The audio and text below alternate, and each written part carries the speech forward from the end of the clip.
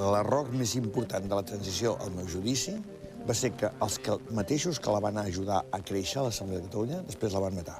I es van presentar a Madrid sense força política. Quan vostè escriu la traïció dels líders, es refereix a això? Estic parlant d'això, sí.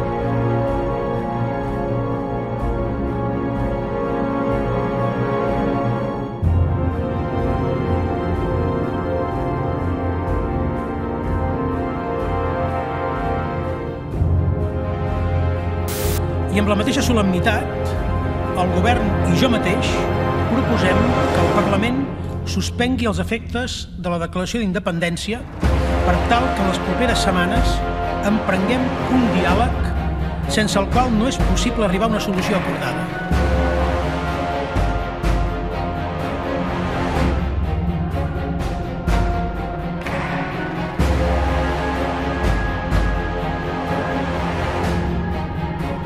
Aquesta declaració serà efectiva un cop passat aquest termini que hem donat al govern espanyol per asseure'ns a negociar, per parlar.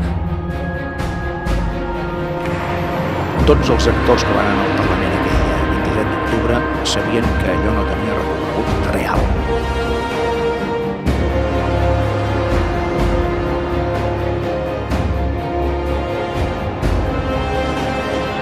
No hemos ganado el plebiscito, no hay que